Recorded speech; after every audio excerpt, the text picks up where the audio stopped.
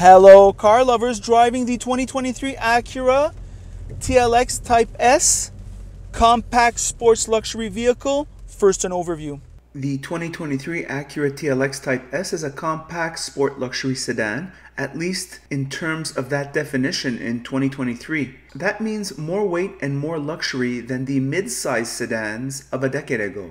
The Type S is well over 4,000 pounds. Bigger Brembo brakes, adaptive suspension, more powerful engine, mild exterior differences, and the coolest 20-inch wheels inspired from the NSX separate the S from the regular TLX. The exterior styling is drop-dead gorgeous, something that is unmentioned in rival YouTube channels.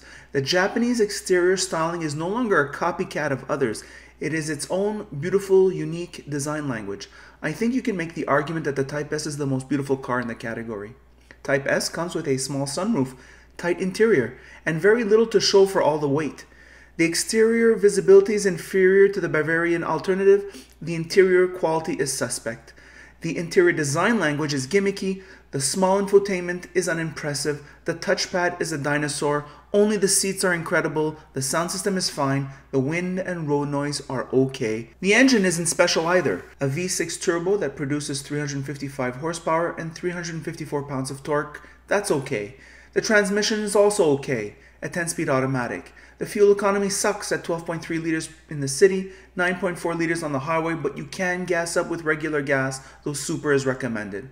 When you look at the pricing catalog, you quickly realize that in Canada at least, this vehicle is about $25,000 less than the all-equipped BMW 340 when you include the taxes. So in a head-to-head with 340, the Type S loses miserably. However, when you compare with the similarly priced BMW 330, the Type S actually wins, and that is the correct analysis. This Type S, because of its reliability, is a keeper. I'd buy this car. What to say about this vehicle? I think the Acura strategy since always has been to offer as close as possible to the German experience while cutting intelligently so you don't notice it as much, that it's not quite the same car. All right, that's always been Acura's mission, so to speak. Is it a mission accomplished? I would say yes, and I would say no, and I would put a caveat on that. All these are going to be in Canadian prices. This vehicle comes in only one trim, $66,000. Maybe a color is more expensive. That's about it.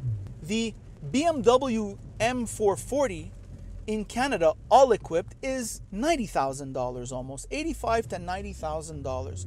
So we're talking an over $20,000 difference, all right? Both have 6-cylinder engines.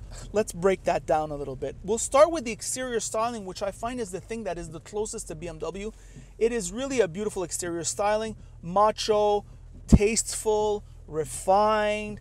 The NSX wheels are bulgy. The fenders come out. This is a beautiful vehicle. I would take it with that yellow, that fancy yellow.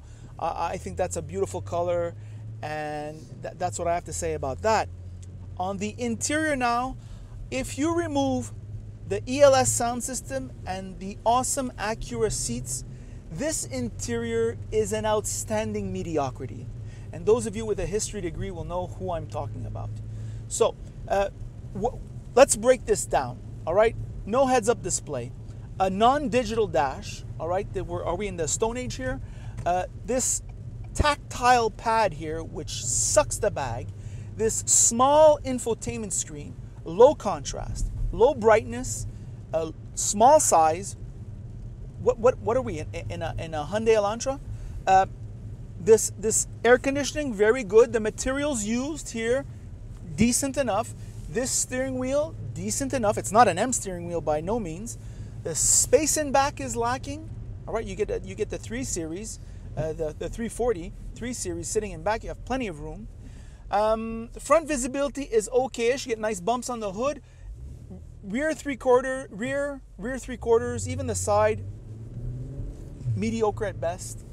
You have decent sound insulation. You have decent handling. You have an adjustable suspension, which does the job. The engine transmission is a good combination. Not quite as fast, not quite as efficient as the German rival, but certainly as reliable, if not more reliable. And they go well together. They're well mated. fun to drive. It makes a loud sound, like I'm driving it. It's loud. I'm in sport mode. There's an individual adjustment that you can do, which I did, and I put the engine in sport mode. It's got like a cackly sound.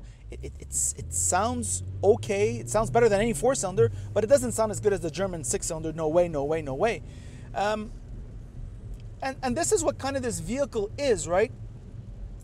And you kind of got to make that decision. I think it compares, you have to compare this vehicle more to something like the G70 with the 3.3 liter turbo.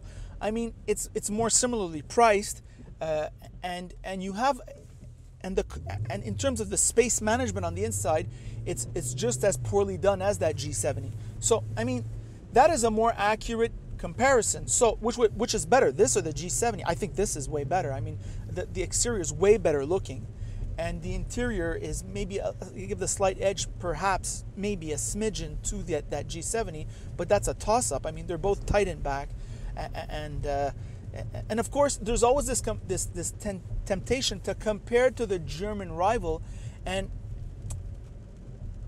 some people will say, yeah, it's almost as good as a BMW 340 or M440. Yes and no, it's not really. I mean, maybe on the exterior styling, but I mean, I've driven those cars, and those cars are they're just so much more buttoned up, and they're just that much more, like the door is just so much more beautiful. The M steering wheel is so much nicer. The seats are incredible. They have a great sound system also. They have impeccable driving dynamics. I mean, they have a better engine. I mean, better transmission. So, I mean, yeah, this is where this car stands. So, what do I think about this vehicle? Final version. Well, if I'm on the market with $80,000, $90,000 to buy a vehicle, this is my first choice. And I'll explain to you why. First of all, do you really need that extra 0.3 seconds on the 0 to 60? I certainly don't. This is certainly an acceptable level of luxury. The performance is there. I mean, it's really fast. The super handling all-wheel drive envies no one. It's great from a performance perspective. It's great from an all-weather perspective. I don't need that much trunk room. I don't care about my rear passengers.